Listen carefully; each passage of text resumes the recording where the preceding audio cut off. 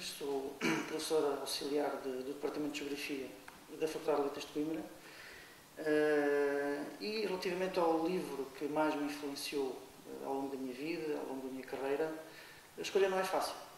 E não é fácil porque vamos acumulando leituras, vamos acumulando referências, vamos acumulando autores, vamos fazendo viagens literárias no sentido mais lato do termo. E achei interessante e uma oportunidade muito boa de recuperar uma leitura para mim marcante desde a infância e desde a adolescência. Uma leitura que foi feita numa fase marcante, como é sempre a adolescência e a infância, uma fase de crescimento, de amadurecimento. E o que nós lemos acaba por nos influenciar, se tiver interesse, acaba por nos influenciar ao longo do tempo. Eu trouxe uma obra do século XVIII, mas que tem influenciado múltiplas gerações. Refiro-me a Robinson Crusoe, de Daniel Defoe. Portanto, é uma obra que li já há muitos anos, que tenho revisto, tenho revisitado. É claro que aquilo que eu li e os elementos que eu retirei da primeira leitura não são os mesmos que eu retiro hoje. Portanto, eu, ao longo do tempo, fui valorizando aspectos que nas primeiras leituras eu não encontrei, porque, enfim, não estava alerta para eles, porque não os vi, porque não os entendi dessa forma. Eu diria que esta é uma obra que me começou por despertar a atenção pela aventura, acima de tudo. Pela aventura, pela viagem, pela personagem, pelos acontecimentos, pela narrativa, pela ilha. Hoje, enquanto geógrafo, eu vejo nesta obra uma ilustração perfeita daquilo que eu chamo um ciclo de desterritorialização, reterritorialização. Tem vindo a ser trabalhado dentro da geografia e, sobretudo, muito curiosamente, dentro da geografia brasileira. Tenho de destacar aqui um geógrafo brasileiro que tem trabalhado muito nesta área, o Rogério Azevedo. E este é, de facto, um trabalho que, no fundo, mostra, em primeiro lugar, uma desterritorialização, isto é, uma perda de território. Há uma perda de território que, no fundo, coincide com o naufrágio, coincide com a perda de referências espaciais, coincide com o cativeiro, com o enclausuramento espacial, com a sensação de insegurança. A sensação de insegurança que esta personagem sente quando fica encerrado numa ilha, o afastamento relativamente a territórios sociais. Portanto, há aqui uma fragmentação do espaço, é uma questão que hoje na geografia também nos interessa de sobremaneira. Há aqui uma supressão do conforto. Há aqui uma supressão também de recursos de subsistência. Há aqui uma perda de referências espaciais, como eu referi há pouco. Há uma desorientação, digamos assim. E este é um processo, de facto, de desterritorialização que hoje afeta verdadeiramente muitas populações e que tem sido objeto de estudo de correntes muito fortes dentro da geografia. Agora, o livro acompanha um processo muito longo de reterritorialização, isto é, de recuperação desse território. E essa recuperação faz-se, na minha ótica e pela leitura que eu faço hoje do livro, eu diria em 3 etapas. São 3 etapas que se interligam, portanto, elas não são sequenciadas.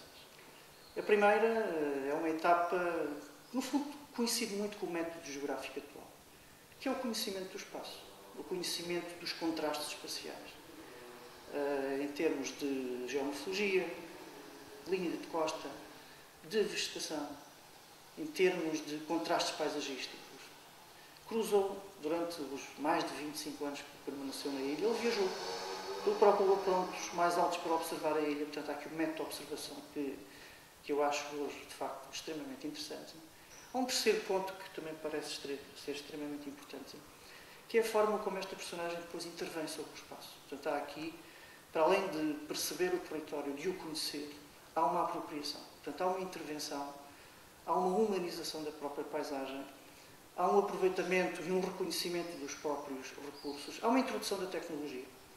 Quer a tecnologia que Crusoe consegue recolher dos barcos, que no fundo foram um elo de ligação extremamente frágil, como muito conhecido de então, quer a tecnologia que, numa lógica de racionalidade humana que aqui aparece muito vincada, foi construída. São pequenos objetos que vão, digamos que, tornando a paisagem tecnologicamente mais humanizada. Por outro lado, há aqui um processo que para nós geógrafos também nos interessa, que é um processo de ordenamento do próprio espaço.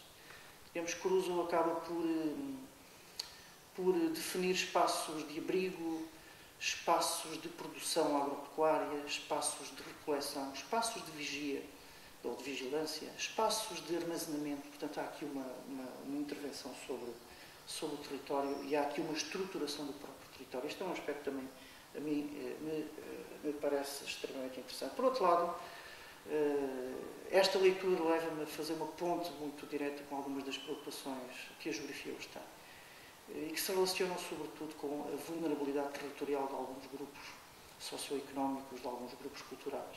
A forma como a desterritorialização tem afetado determinados grupos humanos é hoje um dos grandes problemas de desenvolvimento e no qual a geografia está envolvida. E nesse ponto de vista, e partindo até das múltiplas focalizações que esta obra pode ter, eu não tenho dúvidas nenhumas que, portanto, é uma obra que nos remete para a geografia contemporânea. Por outro lado, há um aspecto, enfim, que eu também não gostaria de esquecer, é a forma como este trabalho, a partir do século XVIII, ele foi sendo alvo de sucessivas réplicas, inspirações de múltiplos autores, até alguns prémios Nobel.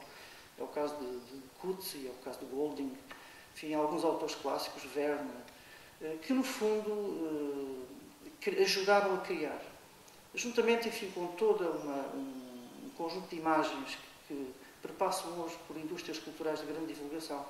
É o caso da BD, é o caso do cinema, por exemplo, acabaram por ajudar a construir, eu diria, o mito e o imaginário da ilha paradisíaca. A ilha paradisíaca de águas cristalinas, de areias brancas, de praias muito confortáveis, muito afáveis e que, de certa forma, acabaram por num processo lento, de colocar muitos territórios insulares nas rotas turísticas a nível mundial. Aliás, é até de salientar que existem hoje pelo menos 2 ilhas que elas próprias apropriaram este personagem. Portanto, existem 2 ilhas no Pacífico, uma no Pacífico Oriental, no Chile, outra no Pacífico Ocidental, no arquipélago das Fiji, chamadas elas próprias Ilhas Robinson Crusoe. Portanto, há aqui uma relação entre literatura e espaço, que é uma relação, eu diria, não unívoca, mas biunívoca. Nesse sentido, tenho a forte convicção de que a revisitação desta obra é uma imensa viagem pela geografia da atualidade.